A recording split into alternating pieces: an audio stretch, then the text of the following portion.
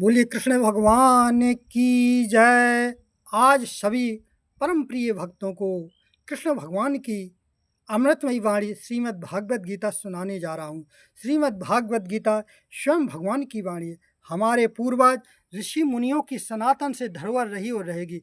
हमें शुद्ध संस्कार देने वाला पवित्र ग्रंथ यह है। यह जगत का सर्वश्रेष्ठ ग्रंथ है।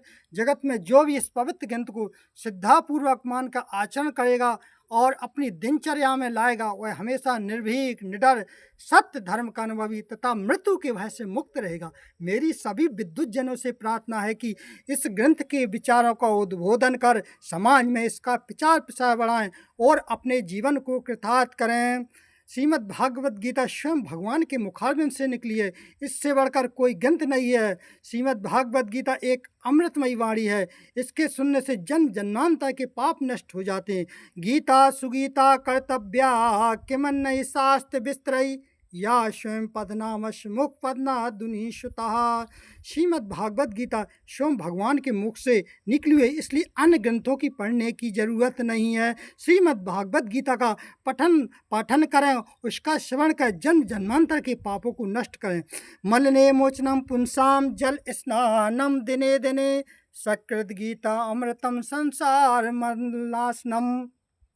मनुष्य जल में स्नान करके अपने को शुद्ध करता है, लेकिन यदि श्रीमद् भागवत गीता में एक बार गोता लगा लिया, उसका एक भी शब्द कानों में पड़ गया तो उसके जन्म जन्मांतर के पाप नष्ट हो जाते हैं। व्यक्ति कितना भी मलिन हो तो उसका उद्धार हो जाता है और मुक्ति मार्ग प्रशस्त हो जाता है। धर्म क्षेत्रे कुरुक्षेत्रे समयोत्युत्साह माम कहा पांडिश्चो किम कुर्वते संजय। धृतराष्ट्र ने संजय से पूछा, धर्म भूमि कुरुक्षेत्र में एकत्रित हुए मेरे तथा पांडु के पुत्रों में क्या हो रहा है? यहाँ मेरापन है, मेरे तथा पांडु के पुत्र में क्या हो रहा है? जहाँ मोह होता है वहाँ विनाश का कारण होता है। मोह जहाँ पर होता है आदमी नरक का भागी होता है। धन, वैभव, पत्नी, स्त्री, पुत्र, किससे भी आदमी का मोह हो तो नरकगामी होता है। व्यक्ति को किसी से मोह नहीं करना चाहिए। मोह सकल व्याधन कर मूला और ताते उपजत है बहुशीला। मोह व्याधियों की जड़ है, क्योंकि जहाँ पर मोह होता है वहाँ दुख होता है, उसके शरीर में चुंबन होता है और नरकगामी होता है। इसलिए व्यक्ति को मोह छोड़ देना चाहिए। सर्वधर्मान् परित्यज्य माम एकम शरणव्रज अहम त्वाम सर्वपापेभ्यो मोक्षयिष्यामि मा शुचा। कृष्ण भगवान कह रहे, हे अर्जुन, तू सभी को छोड़ दे, सब धर्मों को छोड़ दो, किसी से नाता मत रख, तू मेरी शरण में आ जा। तेरे जन्म जन्मांतर के जितने भी पाप होंगे सर्व धर्मान परित्यज्य माम एकम शरणव्रज अहम त्वाम सर्वपापेभ्यो मोक्षयिष्यामि मा शुचा। मैं सब धर्मों को छोड़ दो, तू मेरी शरण में आ जा। तेरे जितने भी पाप होंगे, जितना भी तूने जन्म जनता तेरे संचित पाप हैं वो नष्ट हो जाएंगे। इसलिए श्रीमद् भागवत गीता के अमृत वचनों को सुनता चल।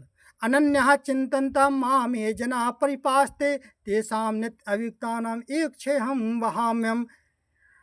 कृष्ण भगवान अर्जुन से कह रहे हैं, अर्जुन तू अनन्य भक्त बन, तू मेरा चिंतन कर, किसी और दूसरे का मत कर। तेरा जितनी भी दिक्कत परेशानी होगी उसका मैं स्वयं भागीदार हूँ। तेरी दिक्कत परेशानियों को मैं मुक्त कर दूंगा। इसलिए तू मेरे में अनन्य मन लगा, तू मेरा अनन्य भक्त है, इसलिए तेरी मुक्ति हो जाएगी।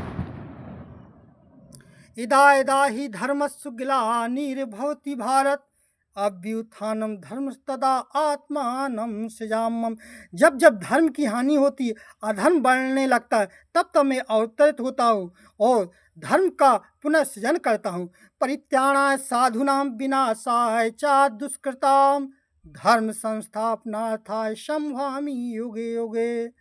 साधु संतों की रक्षा करने के लिए, सज्जनों की रक्षा करनी है, दुष्टों का विनाश करने के लिए मैं हर युग में आता हूँ और पुनः धर्म की पुनः स्थापना करता हूँ। यह सर्वे समारंभः काम संकल्प वर्जितः ज्ञान अग्नि दग्ध कर्माणम तमाहु पंडितम बुधा।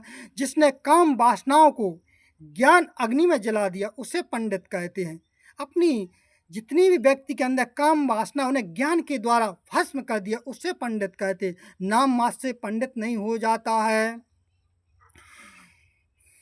यदुर्वंश नरः श्रुत्वा सर्वपापैः प्रमुच्यते यत्त्वात्तीर्ण कृष्णाख्यम पार ब्रह्म निराकृति। श्रीमद् भागवत पुराण में भी एक श्लोक आया है।